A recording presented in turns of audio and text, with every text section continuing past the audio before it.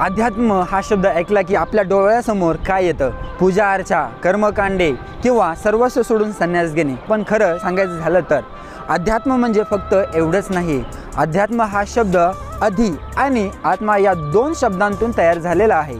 याचा अत्यंत सोपा आणि थेट अर्थ म्हणजे स्वतःचा म्हणजेच आतल्या आत्म्याचा अभ्यास करणं. बाहेरच्या भौतिक जगामध्ये जे सुख शोधण्याऐवजी स्वतःच्या आत डोकावण्याचा एक सुंदर आंतरिक प्रवास आहे.